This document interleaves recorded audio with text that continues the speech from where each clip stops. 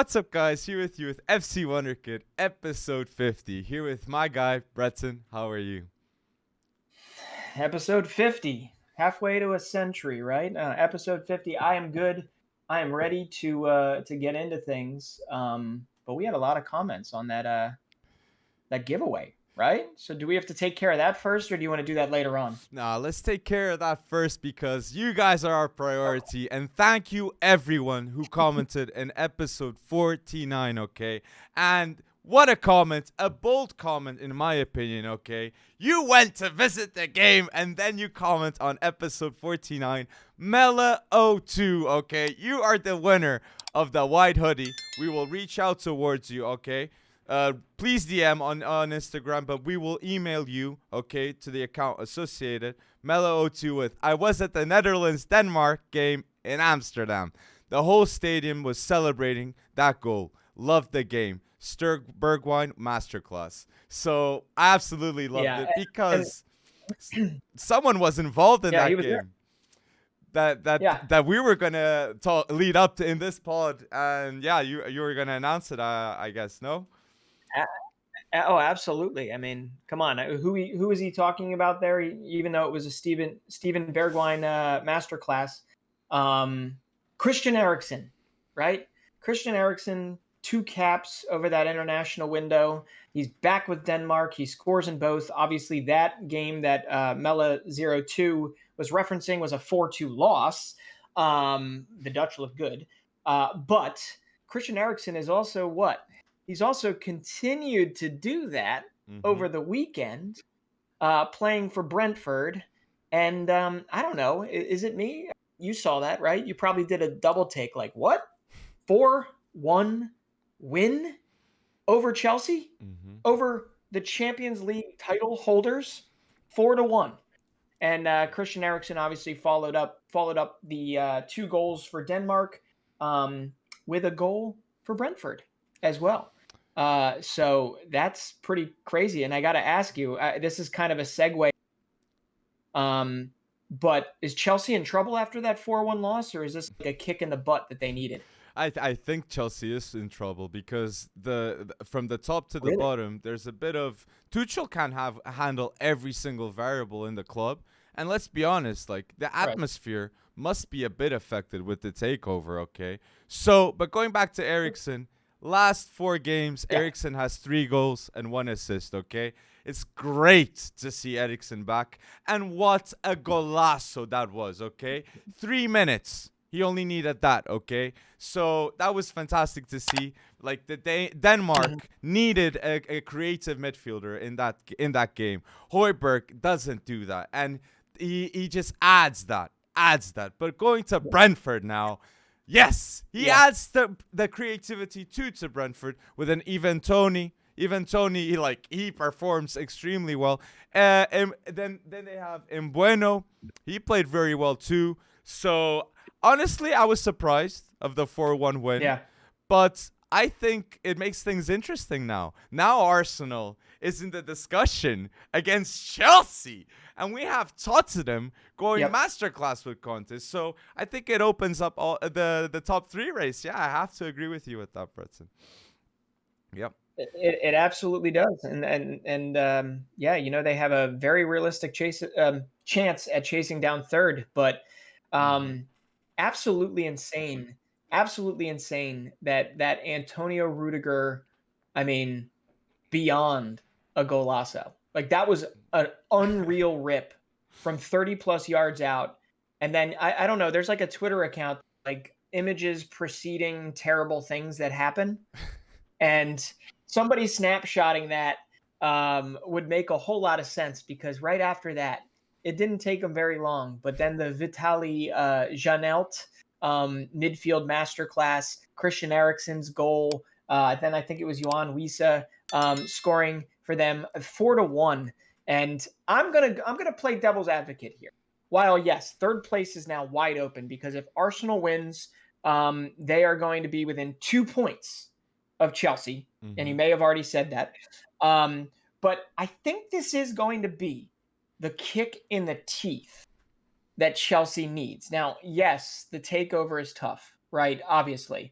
But if Tuchel can manage the locker room the way we do believe that he can, okay, then this might be what they need. And here's why I say that. Last year, they got beat handily by relegation fodder, West Bromwich, 5-2, I think it was, right before the Champions League quarterfinal against Porto. And they ended up going in, and we know what happened after that. They went on a tear. Now, history doesn't always repeat itself, but it does rhyme. So we'll see if that can happen, because absolutely unreal that it's. It's the dynamics, though. Thiago Silva's a year older. For me, Thiago Silva, look, I think he was exposed the fact that he played a game for Brazil, and then he went to play a game for Chelsea in such a short period of time. Rudiger played well, but Thiago Silva was the problem at the back. And I won't blame him. Thiago Silva is 37. 37. So I think they should play. Maybe she shouldn't have played that game. Maybe he shouldn't have played that game. And yes, Chelsea. I think Chelsea lost a bit that invincible look with this all. That's the takeover happening. Tuchel, the mystique that they were having, I think it left a bit. I'll be honest. And let's be honest, we see Real news with Tuchel. Everybody sees the news. And Christensen leaving, Rudiger leaving, like the locker room, like they're people. This is going to affect how they're going to perform. And I do think that is going to affect Chelsea's position in the table. And Arsenal, at the other hand, we have Arsenal that no one wants to leave. No one wants to leave the club. People are proving themselves to stay. And there's a culture that is leading up, and they want that third place. They're hungry for that third place. So, do I think it's going to happen now? I think the likelihood is, by the day, increasing. Okay? So, I wouldn't be surprised. And Conte, we can't forget Tottenham. Because Tottenham, wow, what a game that was. And I'm going to say this. Antonio Conte arrived in the Premier League, and right now, Tottenham is the best team in the Premier League using fullbacks. Okay? Best. With Liverpool, too. Okay, Trent, Robertson, but I'm going to say this. Emerson Royal looks unbelievable. Doherty looks unbelievable. Reguilon. So no team. This is another stat that just proves that Conte, great coach. No, since Antonio Conte has arrived, only Liverpool and Man City have gotten more points than Tottenham with them. Only Man City and Liverpool. So, yeah. Really? Only. Arsenal's not up there, too? I'm surprised to see that Arsenal's... with Conte. That Arteta's not up there. The difference that Conte did to Tottenham. Like, Nuno Espírito Santo. Yeah. Like, that was really bad at the start. And now... now Harry Kane is pondering staying. Okay? Now he's like, maybe I'll stay. So I had to glorify what Conte is doing, because unbelievable. Yeah, no, you're right, and I bet it's all that power about in the live the other day. It was on again today during the Premier League, and it's hysterical. Anyway, that was not the only shocking 4-1 loss that happened over the weekend. Although maybe this was less shocking, but over in the Bundesliga, you might have seen another Christopher Nkunku masterclass. Yes. Did you see that? Yes. 4-1 at the Signal Iduna, beating Dortmund. And here's what made it a little more special, I'm sure, for Nkunku. It was the first time since COVID started, March 2020, that Dortmund were able to fully fill that yellow wall. They had 80,000 plus there. Everybody was there to see Dortmund ravage Red Bull Leipzig. It didn't happen. So Christopher Nkunku had a goal. He had 2 assists. And he is now up to 27 goals, 17 assists on the season. Add those up, that's 44 goal involvements. And this guy, he really is keeping pace with the world-class attackers. And I'm more than impressed. And I really do, moving forward, if France are going to actually avoid this World Cup curse of defending champions, give a guy like Nkunku a chance. Okay, give a guy like Chouameni, who is starting to see a little more time there, a chance. Don't rely on the old heads that got you there for years. Okay, bring in that new blood, that hungry blood, and find a way to give them their opportunity, because they're world class too, and they will get it done, and you will avoid that curse. Okay, so I don't know how to actually quantify that goal of theirs, and no, I'm not smart, so like I don't know. He's probably not going to. No, Deschamps is not going to listen to it. But ultimately, I think Krista Nkunku deserves his shot in that 11, and I would love to see it. I just don't know who you kick out. But I have to agree with you. I have to agree with you. And the fact that he performs like that, 1 goal, 2 assists, you said, against Dortmund, like in a game that everybody is expecting. Haaland is back. Yeah. Haaland is back. And the player that I'm going to shout out from that game, for me, it was the man of the match. And it wasn't Nkunku, in my opinion. It was Gabriel, okay? Yeah. Haaland didn't do anything in that game. And Joshko Gvardiol, that I see many of your comments on FC Wonderkid. You guys are right. What a bowler. And I might say this, one of the best young center backs in the world. I'm not going to say with Ronald Araújo, but he's, in my opinion, top 5 right now. Gvardiol in form. And I'm sure a lot of teams are looking towards him, because Croatia does have youngsters too. It's not all aging. So yes, I agree. And Konrad Laimer. Konrad Laimer, he played very well too. He had 2 goals. One of the assists of Nkunku. So he's 24 right now, right? 24, 25? Yeah, he may have just turned 25, but he's definitely not less than 24. So that's another player, a very attractive player that I'm sure a team outside Europe, they're looking at him and saying, yeah, we can do something with it. So this is what Leipzig do, top-notch scouting. Yeah, so I love that show. I love that show. Two big 4-1 losses, though. I mean, that's Dortmund. I don't know what you got to do, and I think that's a podcast that we could probably get behind in the future. We might have to do a Borussia Dortmund rebuild. Oh yeah, because they're leaving. They're leaving. Their best are leaving. I think you're going to be left with Gio Reyna, and you're going to have to. I don't know if you get older, or I don't know what has stopped the carousel of bringing people in, but obviously Daniel Malen is not it. He is not it. And hasn't been all season. He had one little, run of form, but that's something maybe we need to. I agree. Maybe we need to add to the repertoire, maybe midweek or. Got to give credit where credit's due. I don't know necessarily where you want to go next, but I know that you will invite this shout out. Diogo Jota, come on, man, 20 goals this season, only behind Mo Salah in the Premier League Golden Boot race. I mean, I think arguably maybe even up there with Salah. He is the most important piece to Liverpool, and the biggest surprise of this season so far. And it is going to rely on not Salah. I think it's going to rely on his continued form and his goal scoring prowess. And he scores with his head. He scores. He's great. And I've really warmed up to him over the last 18 months because I wasn't exactly convinced when he was at Wolves, even though you told me to be. But he has arguably been the unsung hero for Liverpool this season so far. And if they pull off one of their title challenges, whether it's winning the Champions League again or it is somehow Pippin City in the end to win this Premier League title, I think it really does come down to Jota. And we know he'll likely be around next year. Salah might not be. Sadio Mane might not be.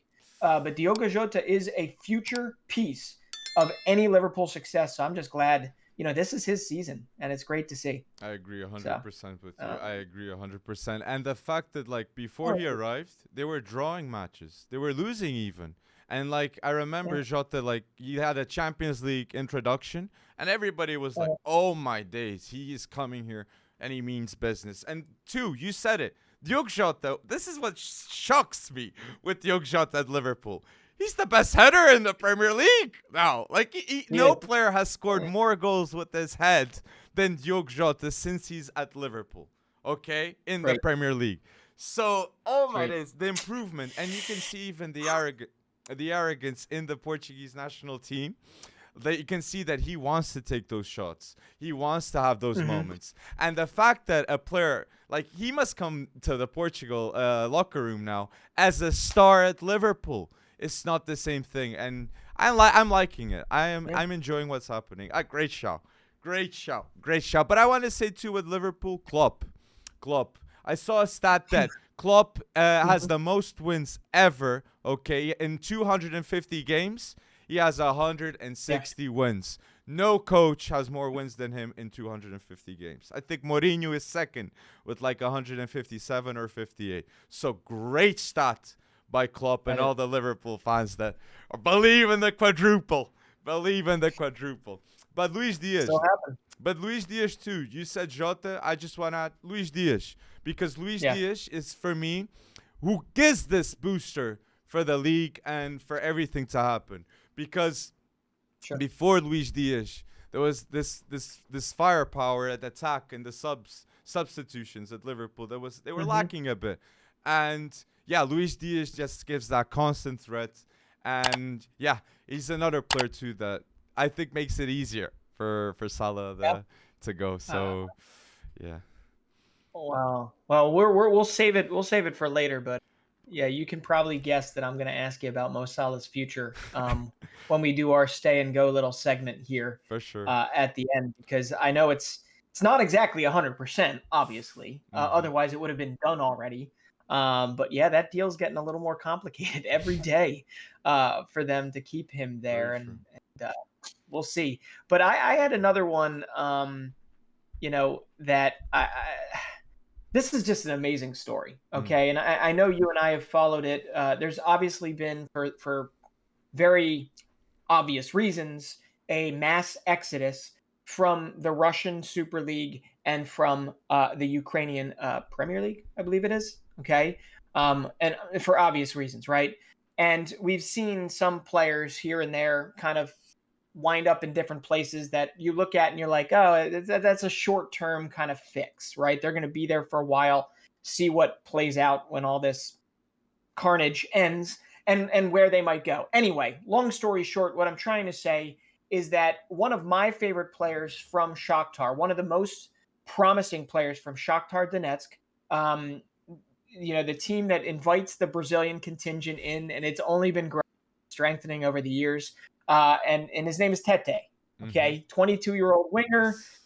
He's under contract at Shakhtar. And with it all ongoing, FIFA, UEFA went out and said, you are free to take short-term loans elsewhere. And where did he land? Well, literally at the end of last month, March 30th, he landed at Olympique Lyonnais, at Lyon, okay? And not even 3 days later, he gets put on versus Angers in the 78th minute after not playing for 2 months competitively, essentially. And he scores 2 minutes later. He scores in the 80th minute to win 3-2, give them the 3 points, give them the bragging rights. And I think he got it off a cross from Malo Gusto, who we both are very high on. But all I got to say is you seriously love to see this, right? Like, this guy was part of that contingent that was very scared about getting out of Ukraine, okay? And now, after 2 months of uncertainty and insanity and trying to find a home and just wanting to focus on football and not all the other stuff that is going on in this world, he gets in there. He makes his mark not even 2 minutes after he gets in for Lyon.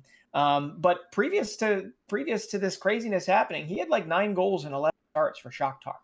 Like, this kid was somebody that clubs were watching, and now Lyon's got him, and I'm an even bigger fan than I was when he was at Shakhtar. I'm an even bigger fan now, so I'll be watching him. But yeah, Tetê, man, great, great story. What to watch? And he was a fullback, right, when he started, and now they pushed him onto the wing at Shakhtar, wasn't it? He's been up there. Yep. So he can play all up and down, I believe, side. But yeah, he's played.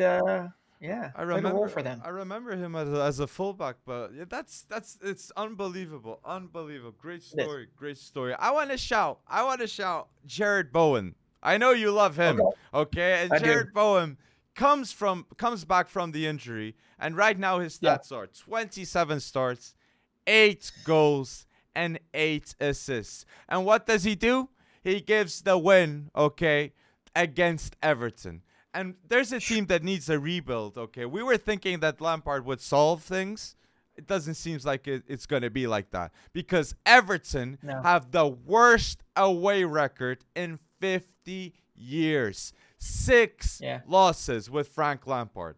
6. Okay, and I think he's got like 7 losses overall in 11 games. Yeah. I'm not sure. I think that those are the stats. So, I think Lampard won't. Is Everton going to go down, you reckon? Is Everton going to go down? I don't know. I was actually going to save that for the stay or go, because I was going to ask you, Frank Lampard, does he stay or does he go after 7 losses in 11 games? I think if you go, there's probably a, what's the word? I don't know what the word, there's probably like a hyperbolic thought process here coming from all the fan like Twitter accounts for Everton, but they all feel like relegation is a massive, massive possibility. Okay. And if they think it, then, you know, who am I to argue? They know the ins and outs. They feel everything. They try and support everything until it just gets too drowning to support it anymore. And they are at wit's end with their club. And that never, ever bodes well for what the culture is likely like in the locker room. So do I think that they'll go down? No. But is it a very distinct possibility that they do? Absolutely. We know how this happens. We've seen this happen before. It takes one bad run of form to literally dictate how a season goes, and they're doing it at the exact wrong time. So I don't know, man. It's a coin toss there. I don't want to see a club with as much history as Everton has to make that drop, but maybe that's kind of the injection of what's the word? Of like, maybe that's the kick in the teeth that they absolutely need to rest, refocus, rebuild, get rid of the dead weight, maybe put all their weight behind Lampard or somebody else and come back stronger. But I absolutely agree with you that we need to do a rebuild on that, because they're going to need, and they're a team that are very capable. Like Ben Godfrey, we've always talked about. He might not be like the world's best footballer, but we know he's got that heart, right? We know he's got that like warrior mentality, but you're not seeing it all across the board for Everton. And they're not playing like it. They're playing like a defeated group of individuals right now. So I don't know. What's your thought? Stay or go down? It just shows how good Ancelotti was at Everton. That's what I gotta say. Yeah. Like Ancelotti with the similar pieces that Lampard has, he was doing a pretty good job, and he was demanding more. And they weren't giving it to him. So I think it's what you were saying, the reality check. And maybe, we should do that rebuild, and maybe we would have some good suggestions for Everton. Yeah. But before you move on, I just got to ask you another thing, because you started with Jarrod Bowen. Do you think Jarrod Bowen deserves a shout to the English national team? Do you think he deserves a call up, at least maybe in the window, to see what he has to offer? Because he has the mentality to, I believe, really help England when they can't break a team down, or if they can't break a team down in the future. I really feel like he's got that mentality and that quality that could be that kind of gruff that you'd need to scrape out a win in the group stages against Iran, hell, even against the US, or whoever it is. You're a yes. I think Tomori, Jarrod Bowen, and Sancho, those 3 are for sure needing to be called for those friendlies tests, okay? Because, they deserve a proper chance just to go to that lineup. But Bowen, I think it's even West Ham, he'll stay at West Ham, but I think a lot of English players are going up, and it's going well. But I was going to highlight a rebuild that is kind of here and there. It's a rebuild certain months, then it's not a rebuild. It's Man United. We don't know the situation. Are they going to win? Are they a rebuild? What's up? So there was a decision done this week that it was Bruno Fernandes has signed a contract until 2027, okay? So I think it's the right call, okay? It shows that it says thank you to Bruno because he cut his salary when he arrived. It wasn't he actually didn't accept to get an increase in his salary so Man United could sign better players. That happened in the past. So I think he deserves it, and I think Man United are locking up a midfielder for those years. But the question is, will they win a title with Bruno? Will they? That's the I don't hard know, one. man. There's a lot of work that needs to be done around him. So now you've got your central asset, right? You've got your man, 2027, and United fans can blame it on the Glazers. They can blame it on whoever they want to blame. But you either got to back Bruno, right? And you got to start to build the team around him the way that, you feel you should. But I don't know. It just feels like there's always an excuse there. And there are people saying, I would have backed a 3-year deal. But 2027, why that, right? I would have. They're also now, basically saying Ralph Rangnick's done, right? He's done. He's not even going to stick around as a consultant, if you will. And maybe that's true. But then they also blame the Glazers. And then they also blame so it's like, which is it? And I get it. There's a sense of inability to change things as a fan, unless it's something as big and ridiculous as the Super League, which Man United fans absolutely changed that outcome. But yeah, where's it start? And I don't know, maybe consolidating around a Bruno Fernandes makes the most sense. And now you got to get Luke Shaw done. You got to get who's the other? Maybe Maguire. Maybe Maguire. Maybe Maguire will ask more. But Cristiano, definitely a lot of news surrounding him, and he was left out against Leicester. Okay, injuries. I think that's what was exposed. It was said injuries, but again, another game that Cristiano doesn't start, and it's a 1-1. They don't win against Leicester. So when Cristiano doesn't play, they don't win. They don't win. So he should definitely start. They should definitely start. But that's and yet they're still in the running, I suppose, for automatic Champions League. But it's slipping away. It certainly is slipping away, and it's slipping away faster than they would like. True. Hard to believe, man. Hard to believe how full circle we've come. Full circle is not the right term. Because remember when we were talking about Arsenal and potential Arsenal relegation, and being very tongue in cheek about it. We didn't actually believe that Arsenal would get relegated, but it is just amazing how how that identity has kind of started to show itself. And when they lose as a team. When they win as a team, right? That's a big deal. That's an absolutely big deal. And it also helps that they don't have other battles that fight right now. So next season is going to be interesting when it comes down to that. But anyway, any other place you wanted to go with there? Because I got a couple Wonderkid shouts, but were there any other general news things? The last shout I'd like to do is to João Félix. For me, João Félix deserves a ton of credit. There's a stat that he helped Suarez achieve, that Luis Suarez, next to Ibrahimovic and Cristiano Ronaldo, are the only players in history to have scored in every single minute in the 90 minutes. Every single minute. What a hell of a stat that is.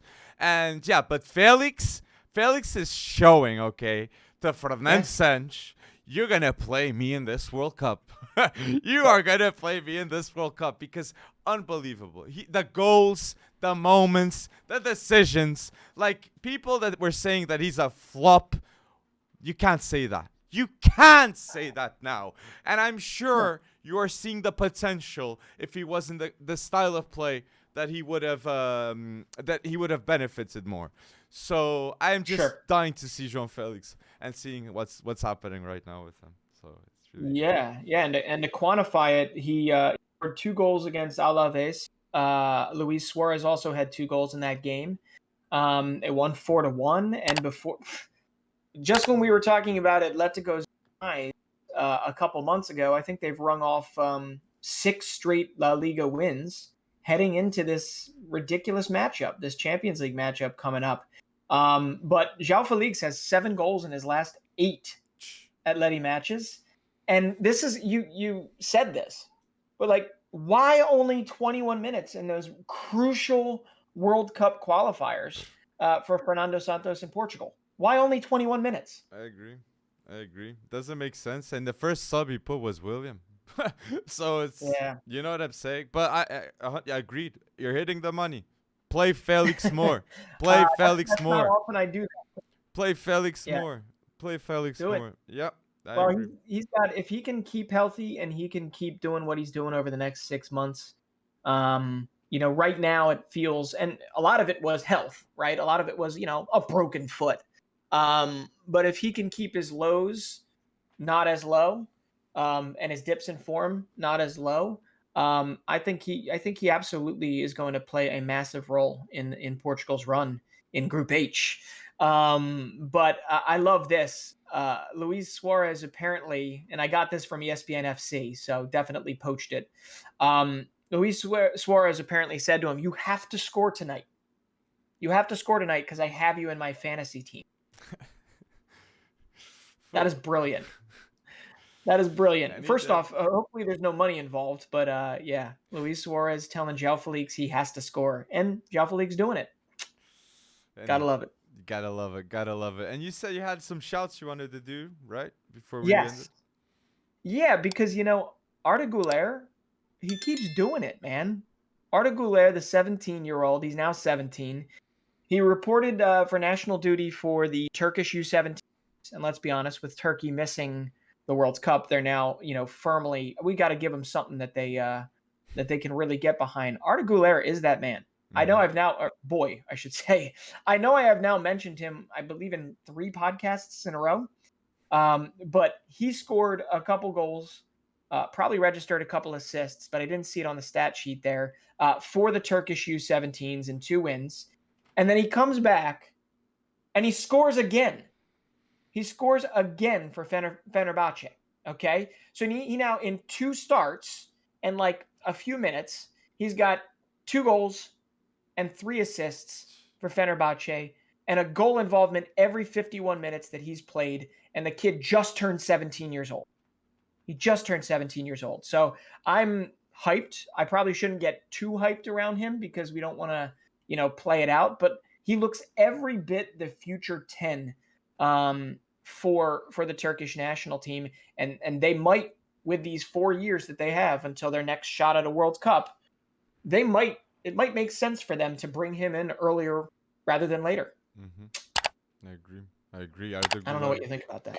Oh, he's a phenomenal talent. And agreed, we said in the past too, Ozil is losing importance in Fenerbahce. So Arda Güler in the same position, getting it. Love it. I'd like to end on my point is with Beto. Beto at Udinese with a Portuguese 24-year-old, okay, underrated player, okay. The top 3 Portuguese giants wanted Beto. They were on top of him. But Udinese managed to snatch up with a loan to Portimonense. And today, he got a hat-trick. And now in Serie A, he has 23 goals, 23 games, and 11 goals, Bet. I was going to say 23 goals. No, no, that's Tammy Abraham numbers right there. But that is Tammy Abraham numbers, yeah. But this is what I got to say about Beto. Beto, he is improving. He's a late boomer, okay? He wasn't the big talent when he was 18. He was a Tirge, Clube Nacional, a local club in Portugal. And he managed to go step by step. And now, look, he's in the discussion to get a call-up for Portugal maybe. Because if he gets more of these hat-tricks, Fernandes will be on top of Beto. Because Portugal does have a lack of strikers a bit, okay? Not with Ronaldo, but André Silva. Before André Silva, there was Eder. Good. But you get me. We really need a consistent striker. And Beto can when you say late bloomer, it always like Luca Toni, right? For the Italians, maybe he could be the Portuguese Luca Toni. Do you reckon that over the next 7 months he has the ability to work his way into the conversation? for a call-up for the World Cup? I do think definitely he's in the discussion, but I won't give guarantees. It's just like another play, Fábio Carvalho, that's balling at Fulham. Fábio Carvalho goes to Liverpool, plays next to Jota, and steps up, and people are like saying, "Oh, this guy is the real deal." Then he's called up for Portugal too, and Gonçalo Guedes is in trouble. So, but let's see. I'm hopeful on that. Go. I like him. Yeah, well, that's a good shout because I saw, he wasn't really scoring to start the season, but he's gotten pretty hot as of late, as Udinese as a whole has started actually scoring, because they were having a tough go of it. But all right, well, I got one more shout before we move on, and it's got to be in the States, and Slonina? It's the States. Who is it? Slonina? Slonina. It is. Gaga Slonina. Listen to this. You'll love this. Talk about a kid that has just uber amounts of confidence. At 17 years old, okay, he made public that he wants to break Major League Soccer's record, their league record for clean sheets in a season. And I believe that number is 16 clean sheets in one season. Generally play 34 games. And already in his first 5 matches for the Chicago Fire, he's got 4 of those clean sheets down. 4 out of the first 5 games, he's given up 1 goal to start the year. And he's played all 450 match minutes. So I love the confidence. 17? It's even better for the Chicago Fire. Yeah, 17. It's even better for 17. 6'4", 17 years old. And it's even better for the Fire because they haven't been relevant or good since 1998, basically. When Bob Bradley, I think that was the year that he took them to MLS Cup, with actually, I believe it was one of the players, Ezra Hendrickson, who actually is the boss for them right now. I think he might have been on that team, but I could be wrong. But Gaga Slonina is just a goalkeeper to watch. And when you've got in the U.S. men's national team wheelhouse right now, our biggest worry is what? The number 9, right? Getting somebody that can consistently put in goals. All right. We don't have that. But right behind that is we now have Zach Steffen at Manchester City, who barely plays. Okay. It's great that he's at City and he's collecting a phenomenal paycheck, but he barely plays. Okay.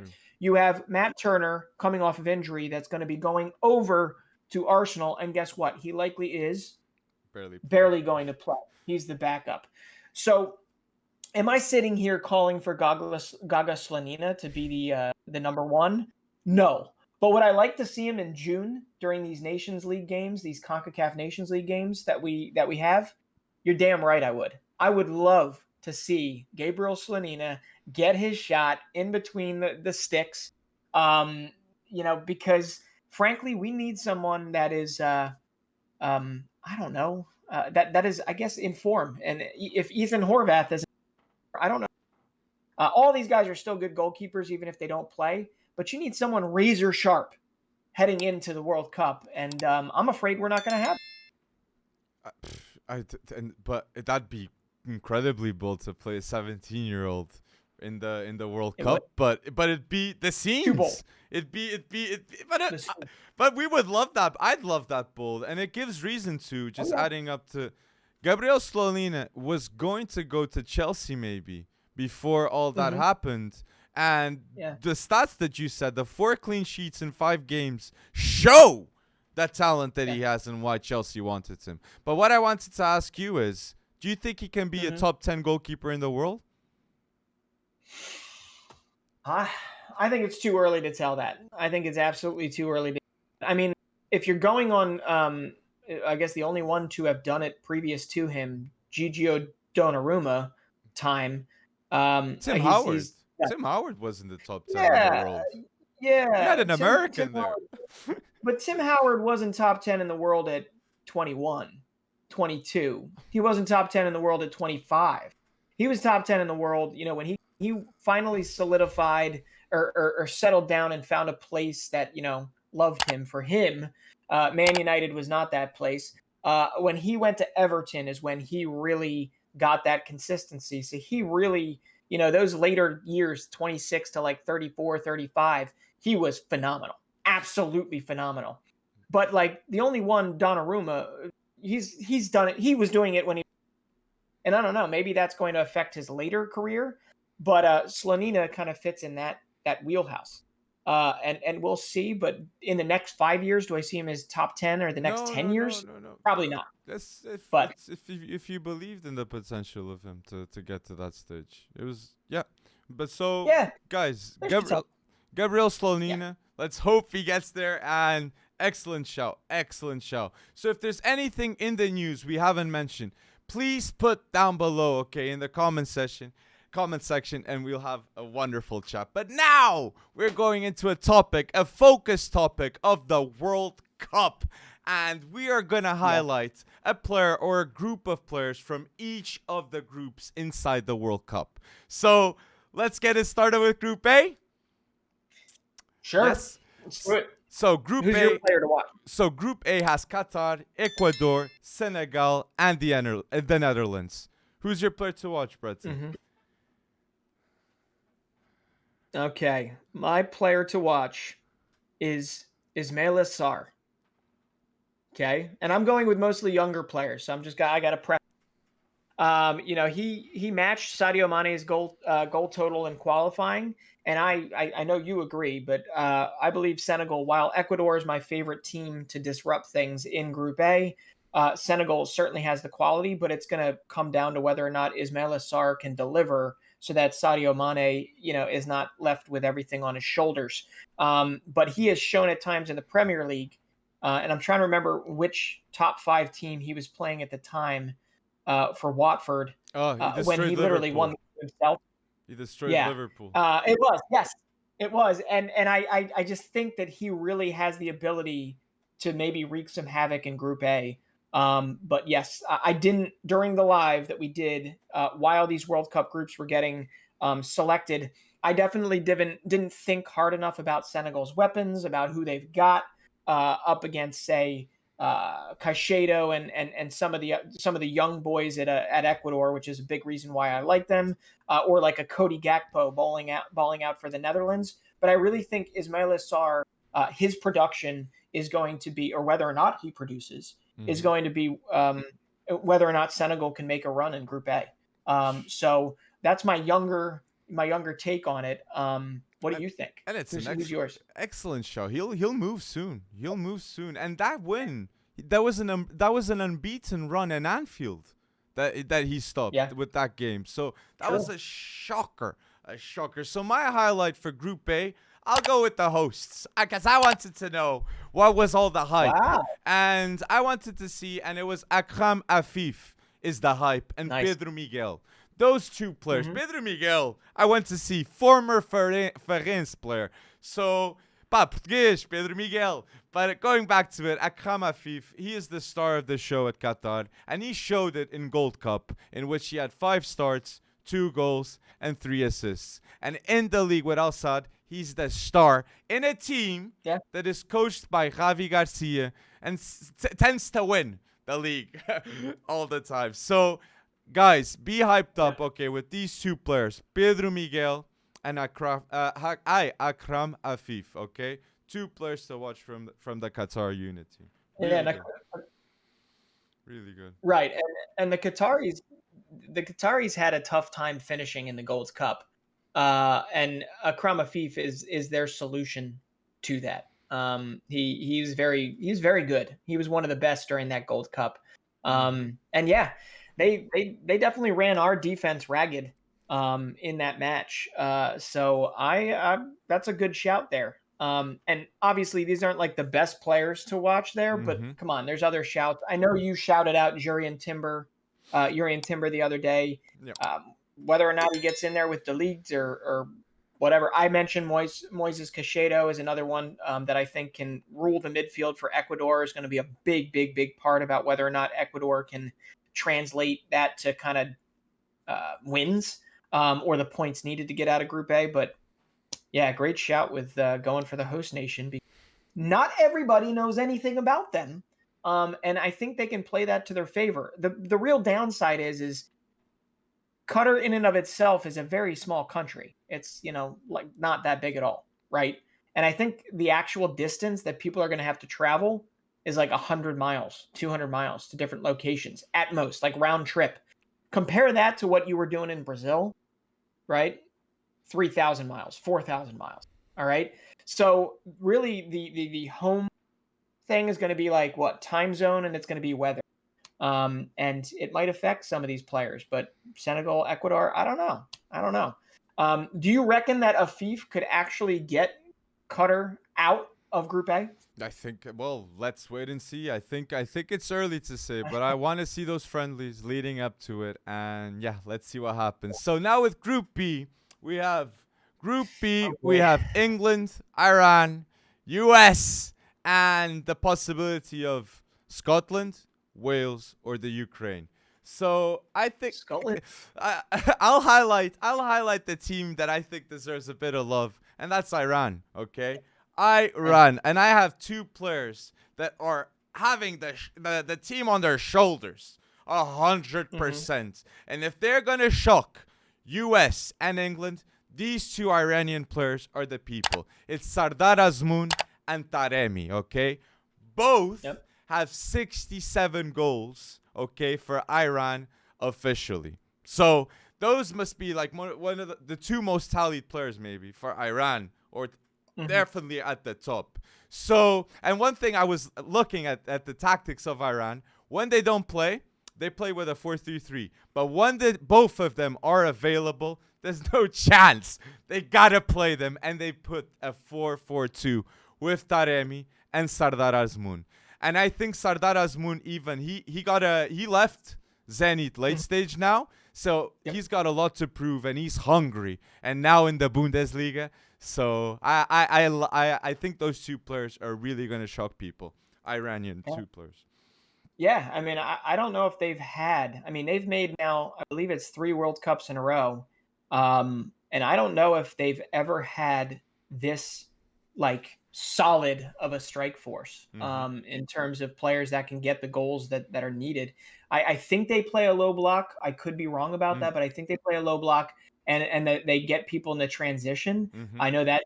I know that because like that kind of is not how the US that's a weakness of the US. So looking at Iran, I think they're a really tough matchup for us. But then you look at it and you're like, but they also have Taremi and Azmoun. And both of those guys can score goals, bundles of goals. So it's huge. And I don't think Iran has ever made it out of. So if they can do it, and this is a group where they could potentially do it, as much as it pains me to say that, that they'd be making history for them. So that's a great shout. My shout is a little more boring, but I have two, because Gio Reyna has to be my pick here. Because he showed during our World Cup qualifiers how even in a limited capacity, how flippin' game-changing he can be, okay? And he is going to be everything. Okay, McKennie's great, Pulisic is great. There's expectations that are going to be attached to them. But what can Giovanni Reyna do in terms of things that are improbable, things that are unpredictable, right?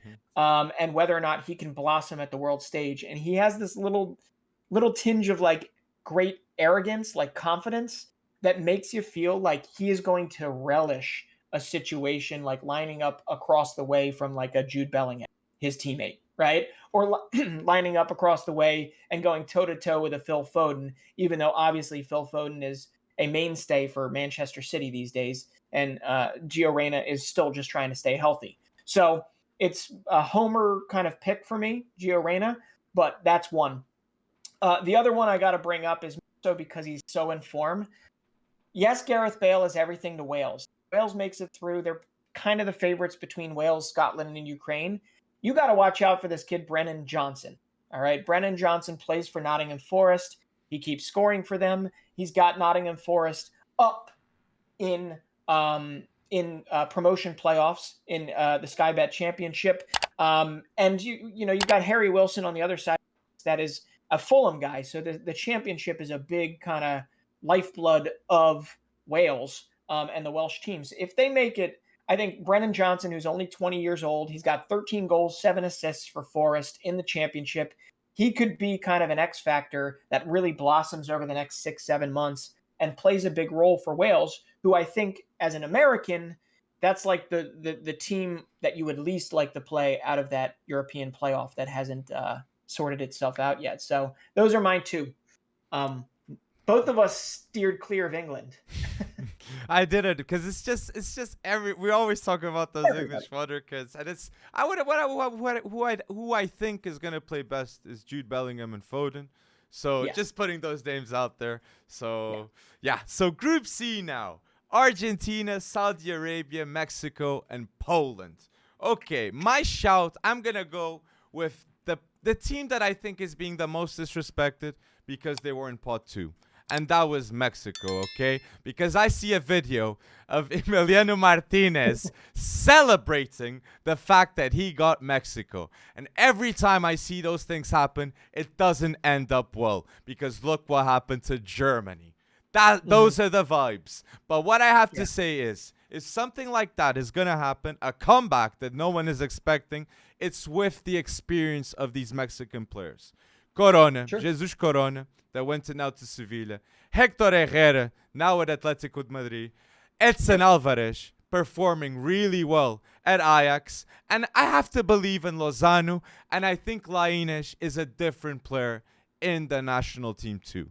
So I think these players from Mexico can surprise, and people really don't sleep on Mexico like I think Martinez is a bit, okay? And the player in this group that I just like to shout, and I think he's going to go viral just because I think this was something that was slept. It's Maciej Kasz at Poland. I think people are going to see a player that could be for England performing well at Poland, and they'll be like, oh, Maciej Kasz plays for Poland now.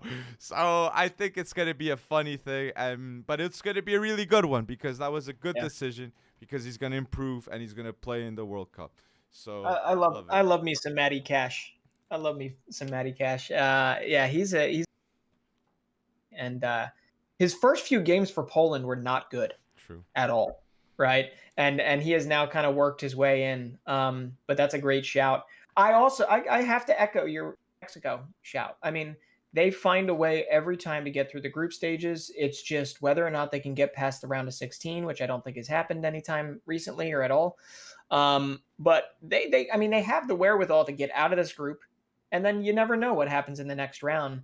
But their most important player is definitely, in my opinion, Edson Alvarez.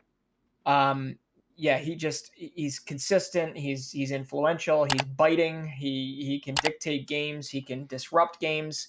So he's going to have to be like his normal sturdy self for them to go far, or to give those guys like Tecatito Corona, to give Chucky Lozano the chance to at least change a game. But yeah, I never would, even though we've beaten them 3 times in the last year. I would never sleep on Mexico, because you're doing it at your own peril if you do so. But the one that I really wanted to mention, it's unfortunate because obviously very terrible news came out about him today, but a guy that's been growing in relevance and in influence for Brighton Hove Albion and for Poland has been 22-year-old midfielder Jacob Moder. And all of that just went out the window because Jacob Moder just tore his ACL. Literally yesterday, tore his ACL. So as I was writing this, he went into that match versus Norwich, and but he was really kind of glowing up, and I think it was kind of in support of, if Poland are finally going to kind of exercise their demons of the last 2 major tournaments, Euro and World Cup, they need a supporting cast. And mentioning a Maciej Kasz bombing down the right side, or even Jacob Moder being the control man in the middle of the field, that's a big deal. So since Jacob Moder likely won't be there, I'm going to say it's going to be Sebastian Szymanski, who's been really good for the Russian in the Russian Premier League. And Szymanski has had a good run of form over the last at least 18 months. And he could be kind of an outlet. He scored a goal in their qualifier, and I think he can do so again if Poland are going to be successful. But once again, we avoided the favorite of the group. We didn't talk about Argentina. Which That's okay. Julian Alvarez scored, I Yes. think, his first goal for Argentina. Garnacho, like he's getting me hyped up. Okay, so they have talents. They have talents too. And Kozlowski at Poland, he was the record breaker in the Euros. So let's wait and see what he can break in the World Cup. So Group D now: France, Denmark, Tunisia, and the possibility of Peru or Australia. So, I want to highlight something that I think it's not unexpected, but just shows how good Denmark is, like, developing talents. It's how many good wingers right now does Denmark have? Like, we would focus in midfielders. We would focus, like, if I was focused on Kasper Dolberg in the past, Kasper Schmeichel. Now I'm seeing Jesper Lindstrom, really good, Mikkel Damsgaard, Bran Larsen, Skov Olsen. So the amounts of options that Denmark has now and on the wing is ridiculous. And I think that is something they're going to exploit an awful lot with those late substitutions in the game and just bring those wingers that can make something happen, okay? And Jesper Lindstrom, he's really performing, not just for Frankfurt, but for Denmark too. So watch out on those players. Yeah, it's a great shout. And Andreas Skov Olsen is like lights out for Club Brugge right now. Yes. And they are rapidly kind of closing the gap to Union SG in Belgium. But you're right. And to be honest, that's like the only silver lining that comes from something as tragic as what happened to Christian Eriksen. Like, remember seeing how much Mikkel Damsgaard stepped up after that, this young kid just making moves in the Euro 2020.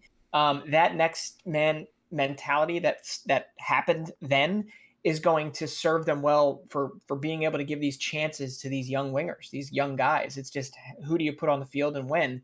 But Jesper Lindstrom is killing it in the Bundesliga. But anyway, I already talked about my kind of X factor, and it was France. It was Christo Nkunku. I honestly believe that he I don't know how you fit him into the tactics or if you even can. But I think his form is just so impossible to ignore. And I think while he might not play a start from the get-go type of a role, I think coming off the bench late as a playmaker, needing to maybe break down in Australia or break down Peru or break down Tunisia, that's really important. But I did have one fun fact. France, anytime Denmark is in their group, okay, France seems to win the whole tournament. All right. So they won in the Euro 1984. They won Euro 2000. They won World Cups 1998, won World Cup in 2018. Every one of those times, I believe Denmark was in their group. Denmark breaking the curse. Denmark. the variable. Yeah, and it doesn't mean that France wins the. It just means that Denmark is a solid kind of thermometer or a test that is needed for France to get to their best. So I agree with you. And my last shout with Group D is Anibal Mejri. I want to mention him again because I do agree with you. I did have a chat and I went to see Tunisia's team, how they were playing, and Anibal Mejri comes out off the bench too. He hasn't been a starter, but I do reckon in the World Cup, Anibal Mejri is going to be a fundamental starter for Tunisia. Because until then, I think Anibal Mejri is going to be playing first team football. Finally, okay? Maybe not in United, but somewhere. This summer, I can't see Anibal Mejri not having his future sorted to play football on a weekly basis, at first team football on a weekly basis. So I hope you're right. I really reckon he's going to be big time for Tunisia. So Group E has Spain, the possibility of New Zealand or Costa Rica, Germany, and Japan. Who's your shout for this group? Well, obviously you've got Pedri, you've got Gavi, you've got Musiala, you've got just Takefusa Kubo for Japan. I mean, you've got so many names in here that just make me excited. Okay, but in the end, I'm not even going to pick a U23 guy. I'm going to pick Takahiro Tomiyasu for the exact reasons why we talked about it in in that live the other day. Tomoyasu is, I mean, he's not. He needs to stay healthy, but he is the exact like mentality that is needed if Japan is going to find a way out. Much like they did, I think they got out of their group a couple years ago, like last World Cup. I think they got out of their group based on less yellow cards or something because they were tied on points, tied on goals for, tied on goals against. I forget who the other team was that they actually beat out. But anyway, Takahiro Tomoyasu is going to be essentially, pulse of Japan. And while obviously Pedri, Gavi, Musiala, some of these names that bring up, I honestly believe Tomiyasu is going to have a killer tournament for Japan. So I'll stop there because I'm really interested to see what you're going to say. The only other shout out I'm going to say is if Costa Rica qualifies, they have some youngsters that are capable of doing some things. Okay, Aguilera, and Bennett are two to watch, but we'll talk about them later if and when they qualify.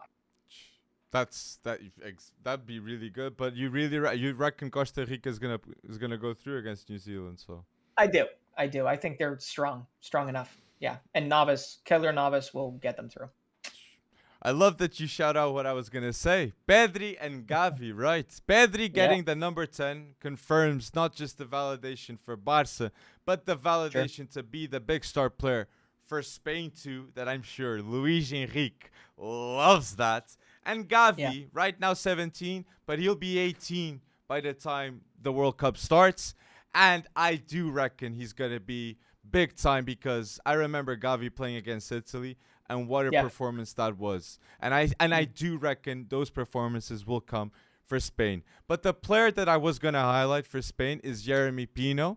He's already got 10 goal involvements in La Liga. And this is another player that I don't know if he's going to be at Villarreal when the World Cup starts. So people, watch out on Jeremy Pino. He's kind of overlooked. He's very overlooked, especially a player in the Spanish national team. And Musiala, Musiala, we can't mention lightly how changing his style of play he's doing. Musiala isn't the same player that he was not even a year ago. I'd say 6 months ago. So the improvement and the fast improvement that he's having will show for Germany. And I can't wait to see the results in this group stage. Same, man. I mean, this is probably one of the groups I'm most excited to. Volume of young guys that are literally going to be given or handed the keys to their country's, 11s to make a difference on the biggest stage there. And Pedri, Gavi, I think I can't wait, and Musiala too. So I'm excited for Group E. That one we're going to spend a lot of time on, I'm sure. But all right, let's keep moving. Group F. Group F has Belgium, Canada, Morocco, and Croatia. So I'll want to highlight on the Croatian side because I see a bunch, like I said at the start of the pod, a bunch of outlets saying that Croatia is aging. But there's two players that everyone forgets. It's Lovro Majer and Gvardiol. Okay? Wow. If I said that Gvardiol stopped Haaland, okay, he can stop Lukaku right now, okay? Because, yes, he's got what it takes. And, yes, it's the type of players that improve with an experienced squad.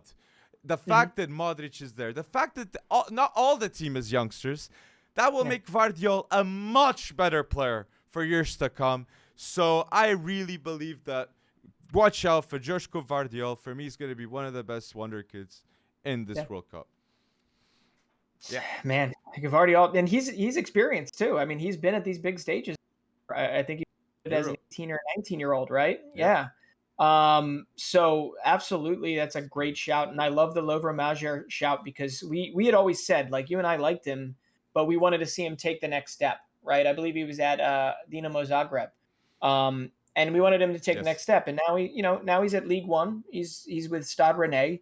And he is, they are preparing for a Modric-less midfield in the future for future tournaments. And Majer is where you start, right? He is very, very good. And I think he's going to get the chance to show it. But I'm actually not even going to look at a a young guy on this one. Mm. I'm going to say, because I always want to say his name in these podcasts because he's just killing it in Belgium. But Tariq Tissoudali, I think he's 28 or 29 years old. I believe he is the most important player for Morocco. Not whether or not Akram Ziyech plays for them, not even Achraf Hakimi. Very important, okay? But Tariq Tissoudali can't stop scoring for Ghent in Belgium. He's up to like 16 or 17 goals in the league. And he's been doing so regularly in Morocco as well. And so he's just a massive part and maybe an overlooked player amidst all of this. And I think if Morocco is going to make a run for it, you're going to have to find a way to shoot your way past a Croatia, shoot your way past a very good team with a bunch of game changers in Canada. And then obviously you got to find a way to break down Belgium, which in my opinion is doable, right? Belgium has not fixed their defense problem that I know of. Okay.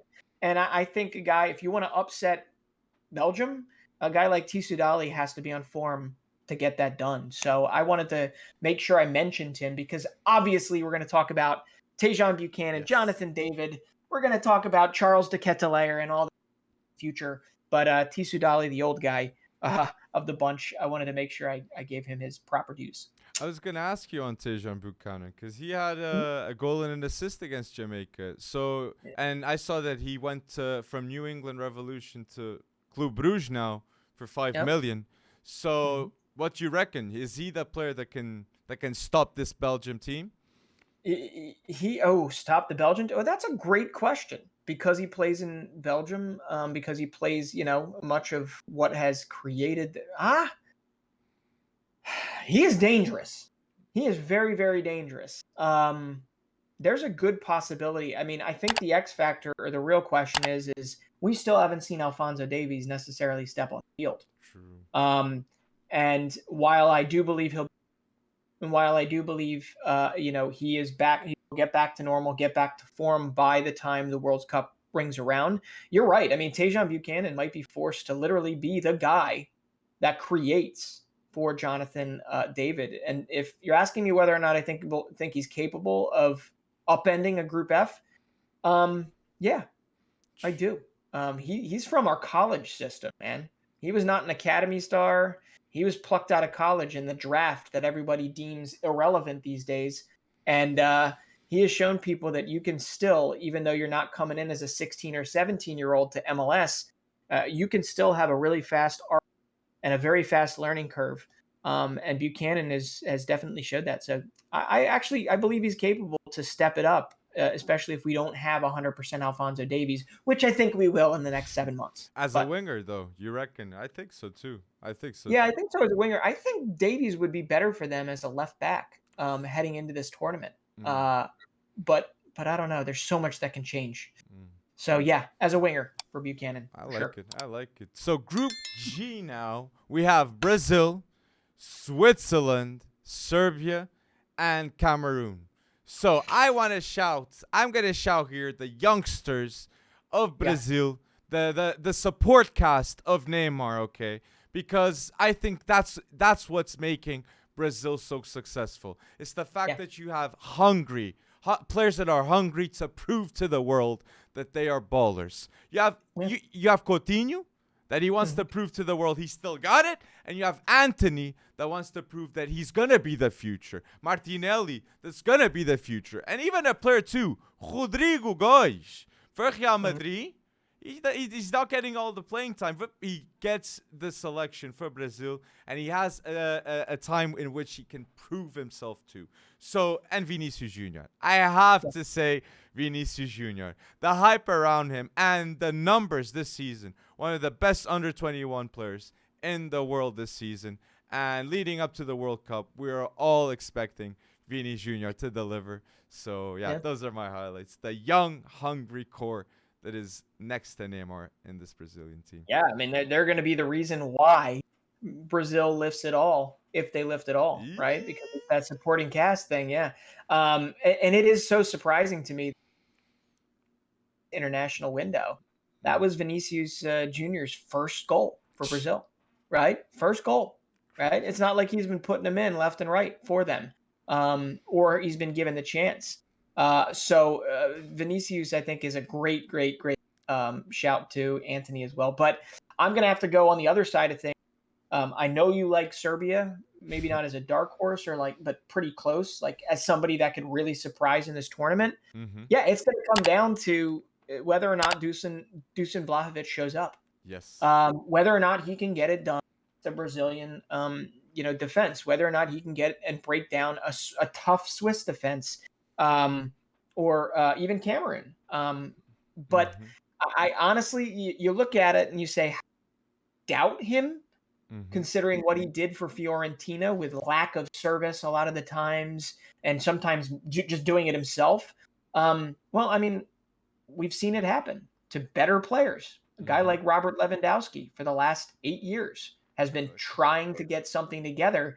And if Serbia, they very much have the ability to supply him. But if Serbia can't for some reason, he might wind up just being a dud.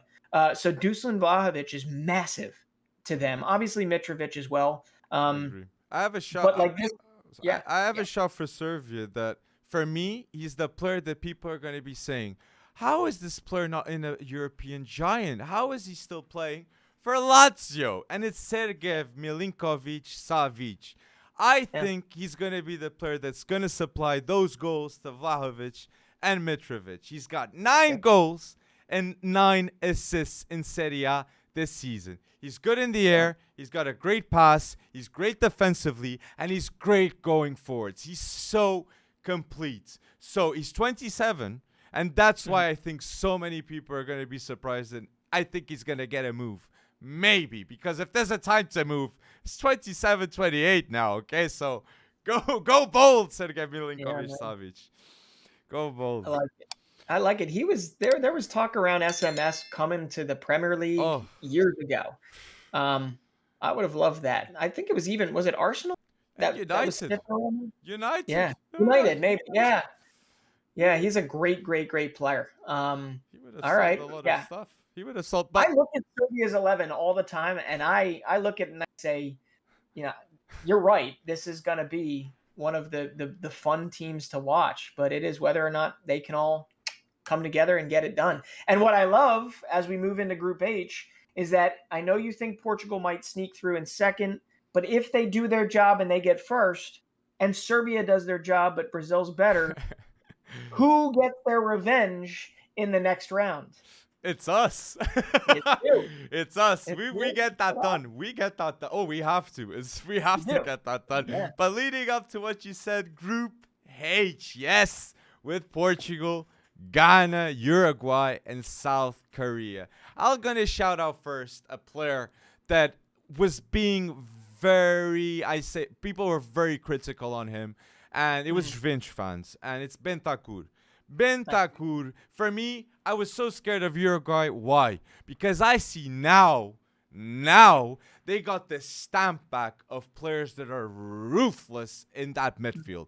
They have Bentancur that is performing really well with Antonio Conte at Tottenham. They got Manuel Ugarte that is performing very well at Sporting, in which Palhinha doesn't play games because of Ugarte. And they got the beast, Fede Valverde, from Real Madrid, the motor, the engine. And these 3 players are tenacious, they're passionate, they just don't stop. They don't stop. So if we are gonna beat them down, we got to beat this midfield down. So people, watch out with this Uruguayan midfield. Didn't even mention Darwin. I know. Or anyone on Portugal. But I will. It's just the beginning mention with Uruguay. I'll throw out there. I'm going to throw out there the team that the most successful African team. That's simple, right? And that's Ghana. Most successful African team in history is what I kind of meant to say. But Ghana this time around looks very different. Like, this is not the Ghana that has Asamoah Gyan. Not the Ghana that has Andre Ayew. It's not the Ghana that has Sully Montari running the midfield, right? This is a very different Ghana. It's like you got some young bucks in there, you got some old heads, and they're still trying to figure themselves out. They crashed out of AFCON. They kind of backed in to the tournament. I mean, via away goals by scoring a goal in Nigeria. It wasn't dominant, but yes, they had hard competition. But when it comes down to one of the more exciting talents to watch there was also the youngest player to feature for them, and I believe any team at the AFCON, and that's Issahaku, right? Who I believe, didn't he sign with Sporting, or he's going to be taking his next level at Sporting, or it hasn't happened yet? I don't know. But Issahaku is a forward/winger, and he is, he's only going to grow and be given the opportunity to grow over the next 6-7 months. And I'm really excited to see him, because I think he'll start. He'll start for Ghana against Portugal, against Uruguay, against South Korea, and I think he's gonna turn some heads. But did he sign for Sporting, or am I wrong about that? I'm not sure on that. I am gonna verify that immediately after, because that's big. That's big. So great shout. And I'm gonna mention this on the Portuguese side, like a player, not a youngster, because we got a ton. We got Rafael Leão that got called up. We got Vitinha that got called up. Tiago Jaló that got called up. So I think others may be going to be called up. But I'm going to say a player that everybody in the world's got to watch, because it's going to be his last World Cup. Not just Pep, okay? Not just maybe Ronaldo, but it's going to be João Moutinho's last World Cup for Portugal. And I got to say this. One of the greatest midfielders in Portuguese history, okay? Damn right. I know a lot of people are not going to like this, but Moutinho is one of the best. And what we saw in those playoff games, and those qualification games for Portugal against Turkey and against North Macedonia, Moutinho was absolutely crucial for us to play in the style of play we did. So watch out for Moutinho in this World Cup, because it's going to be his last one, and he'll for sure want to do the best he can. Yeah, so he can lift that World Cup finally. Oh, my days. That happens. If that happens. I thought you were going to say like Gonçalo Inácio, because you were worried that Pep was going to be like, I don't know, submitted to a retirement home or something. No, Pep, like hopefully he doesn't retire, because we still need Pep, just like we needed against North Macedonia, because it would have been a very different game without Pep, okay, against North Macedonia. So yeah, that's a good shout. The other thing I was thinking about, do you think there's any chance that over the next 6 or 7 months that, say, somebody that has the ability to have the dual nationality, like a Tariq Lamptey, or like a Callum Hudson-Odoi, do you think there's any possibility of them like actually filing the one-time switch and then, I don't know, being a part of the roster? That would be great. That would be unbelievable. Cool. And there's interest. There's interest. Yeah, has to be. So like Ghana, like Hudson-Odoi, please make it happen. You guys deserve to be stars. Okay, Hudson-Odoi has that talent, and Bayern Munich believed in it, and Lamptey too. Oh, excellent show. Because like they're right backs. I was thinking about, like, literally right now. I didn't thinking about it, and I'm like, the right backs are like Dennis Odoi and Andy Yadem, who I think played for Reading for a while and maybe still does. So there's plenty of room for competition there. And absolutely plenty of room for competition for that right wing back. And Lamptey is not going to take the spot off Reece James, off Trent Alexander-Arnold. And so it's like, yeah, might as well play for Ghana. You know what I'm saying? Yeah. And play at the highest level. So excellent show. So people, if there's any player that we haven't mentioned in this video, please put down below, and don't forget to like this video and subscribe. So going to our last topic, it's kind of a game with the transfers involved. It's stay or go. Okay, I love this name. I love this name, but it's a cracking name, that's for sure. So you want to start? Yeah, well, you know what? I'm just going to do it for you. How about that? I want to hear I got a list of players here. Maybe we'll keep it to like 10 for the sake of time, because we're running pretty long right now. But yeah, just first, we've talked about these previously maybe. But a lot of these people are tied into or being projected to potentially leave. Mm-hmm. And I got to say, first and foremost, Robert Lewandowski. I think he's gonna go. Where Yeah. to? Do you think he should go? Do you think he's gonna go? Do you think he should go, or do you think he should stay at Bayern? I think where he should go, I think City. Where he Okay. should go. I think if Lewandowski goes to Man City, he plays another 2 years. And Yeah. Pep Guardiola, I don't know if he's going to stay more than that. And both, they know each other from Bayern days. So I think it works out best for both. I don't like Barcelona with Lewandowski. I think that would be a lot of money. And Aubameyang's more than fine. Aubameyang's more than fine. But Haaland, then the discussion we can have here, Haaland or Lewandowski. But for Lewandowski, I think the best would be City. Yeah. Imagine like a Liam Delap or even Julian Alvarez under him at under City. That'd be phenomenal. All right. Well, my next one here is Declan Rice. Stay. I think West Ham are going to stay another summer with Declan Rice. Because I think right now, I saw the talk was 150 million for him to go or even begin discussion to go. And I think that's not the fair price. I think 100 million would be the fair price. And I think Man United, I think West Ham know that Man United are begging to get Declan Rice. And that's why they're inflating the price. And yeah, I understand. You don't want him to go. You don't want. He's the glue of everything. I don't. I just don't know if Europe is the sole thing that keeps him there. Like, do you think actually in his mind it's like, if we don't qualify for Europe, I'm out, or I'm going to push to be out. But I don't know. I don't know if Declan Rice thinks that way. But yeah, I guess gone are the days where we thought he and heading to Chelsea, because a whole lot of that got screwed up. Well, contract is until 2024, so each year that passes, like, the price tag goes from 150 to next summer 80. So I do believe that can be the talk. Instead, it's like West Ham just thinking we can get another year of performance with a world-class player.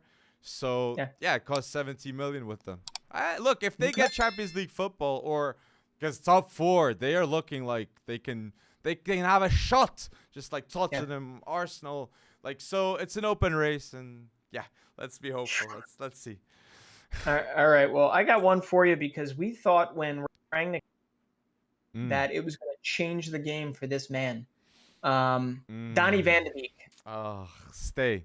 I think he's going to stay for Man United, because I've seen players stay longer at Man United, and I think the problem with Man United is they can't sell players at a fair price, because their assets just go down the drain. So I think Donny is another one of those assets that they'll be hoping a coach will come and up him up. And yeah, can I say one to you though?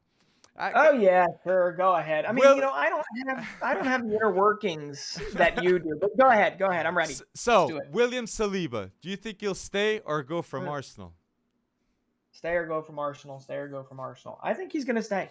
I think it's done. I think the I don't know the inner workings of it all, but if Arteta was smart, he'd have already tete with William Saliba and say, I know you're comfortable at Marseille. I know you're balling out at Marseille. Yes. But there will be time. There will be room for you. And if they qualify for Europe, there will be plenty of space and time for him in that back 2, back 3, whatever they wind up playing, right?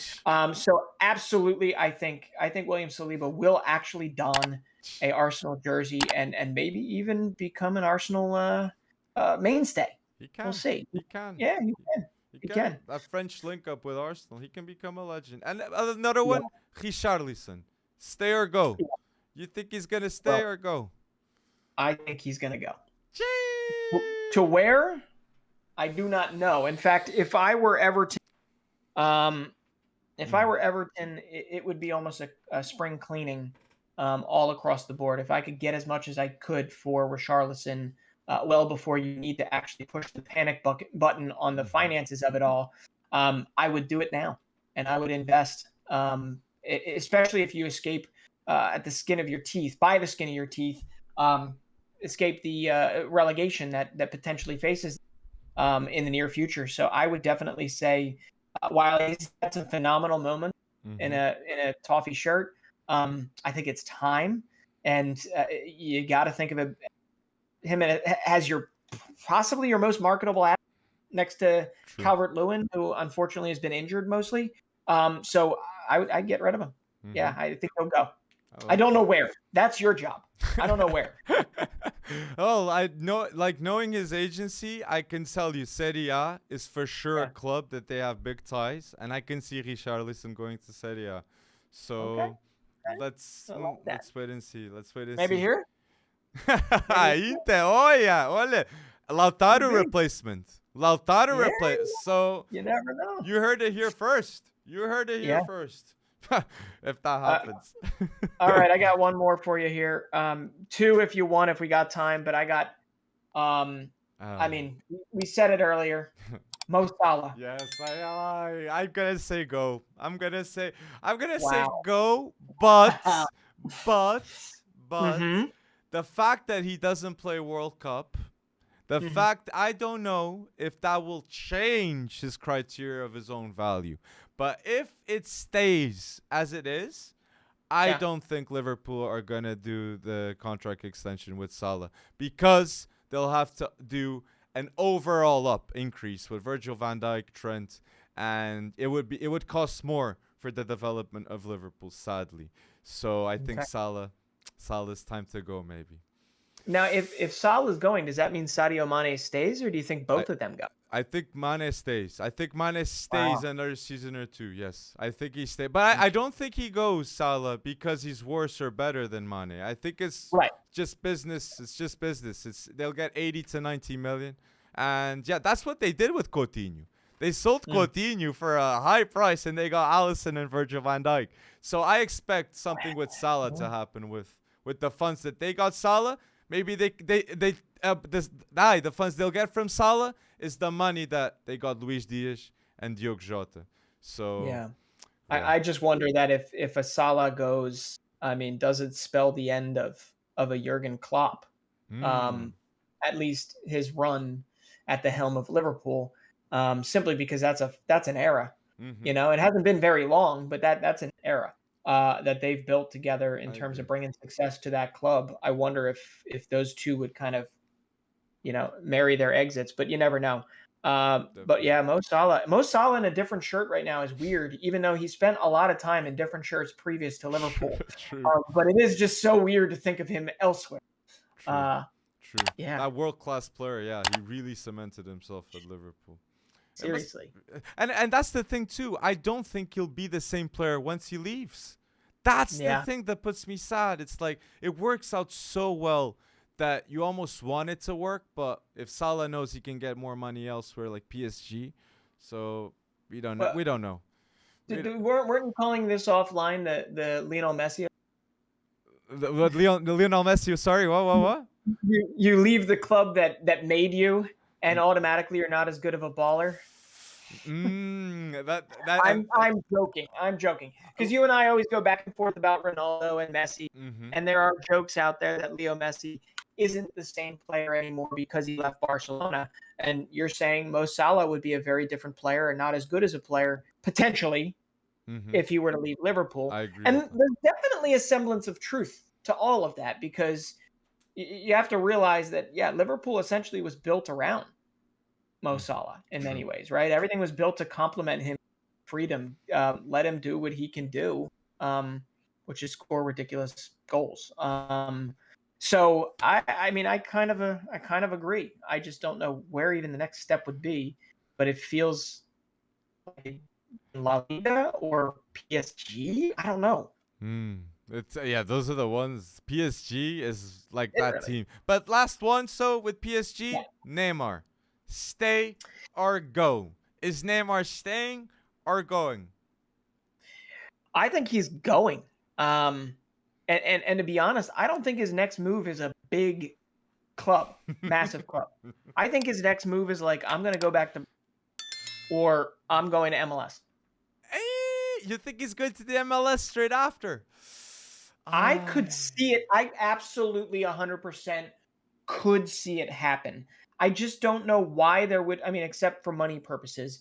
Actually, no, not for money purposes. Because if it's for money, he'd get it. He'd get it in MLS. There's no problem there, right? Mm. But I just don't see him as like, is there unfinished business? You know, there's unfinished business at PSG. Would Don't he get me get wrong. the money he wants at MLS though? Would he? Oh, he probably more. 30 He million. What? 30 million salary. Yeah, I honestly believe there would be a couple ownership groups within MLS that would be well capable of bringing Neymar. You know, it's just whether or not Inter Miami is still going to have restrictions on their spending, as they've already found out. I mean, they suck again so far this year. David Beckham's team, though, they got oodles of money behind them. I mean, a lot of these ownership groups, you have to think about it. They have the ability on a certain amount of players to spend as much as they absolutely want. It's called the designated player rule. And then against the salary cap, it only counts for like $450,000 against the cap. Okay. So the capacity is there because we have billionaire owners all over the place. Right. So it's that marketability. It's getting a Neymar who's, you know, still capable of amazing, amazing things. And maybe he just doesn't want to be the face of a PSG or not a Real Madrid, PSG or a Barcelona or, you know, anymore. Maybe he just wants to play, which, hey, I can't fault the guy for it. But yeah, it's whether or not he feels from a competitive standpoint at the club level, does he have check marks that he still needs to check off, or does he still have marks to check off? Whatever the hell it is. You know what I mean? I get you. I like that show. And my doubt was like, if MLS clubs could get the money. But if you're saying that's the case, I really think that's a possibility. So, of Neymar getting that 30 to 40 million salary in the MLS, you got to remember, City Football Group. I mean, them alone. I mean, come on, that's Manchester City. Essentially, you're buying Neymar, City FC, and then you're essentially the marketing aspect of it for America. I mean, they would look at that with dollar signs in their eyes, right? Yeah, but there's a bunch of ownership groups absolutely capable of bringing Neymar. It's just whether or not he's ready. But how much did Ibra receive in MLS? How much was he receiving? You know, I should know that. 5-6 million, right? Yeah, it was like 5-6 million guaranteed. It was about the same that Beckham was getting guaranteed when they made the rule. So 10 plus years, 12 plus years ago. But yeah, Zlatan, you know, Zlatan's tough because advanced age, he had some injuries. So I'm sure the lawyers were able to talk him down in terms of guaranteed salary. But the time that he was at the Galaxy, while it didn't lead them to winning anything really, I think, he obviously more than brought attention to MLS with his Zlatan ways. True. Like, I remember that game. The first game he played was like he came off the bench. He scored a worldie against LAFC. The whole rivalry, people were hyped up. So yeah, that's true. He brought a lot of. You know what they call that rivalry? LA Galaxy, LAFC. What is it? It's called El Trafico. It's horrendous, but because everywhere in Los Angeles, it takes you 45 minutes to get a mile. My days. But yeah. I mean, MLS is still very much that league that it's not a retirement league anymore, but it is a league that if Neymar presents himself at his age, and it's a realistic, like Lorenzo Insigne going to Toronto FC, there are people that will spend, and they'll overspend. The thing about MLS is at least there are cost controls. From a squad perspective, you want to spend out your butt to bring in one player, sure, but in MLS, one player does not guarantee a cup. That's for sure. There you go. So Neymar, it's time to go. So hopefully you guys enjoyed episode 50. Another one. Please make sure and go check out our merch at fcwonderkid.com and follow us on Spotify. FC Wonderkid. Type in on Spotify and go follow us. Go follow us. Now, Alex, here's the 50 more of these, right? Here's the 50 more of these. So road to episode 100. Again, thank you for listening to episode 50. And don't forget to comment down below a bold prediction and have a chat with us. Thank you for going bold.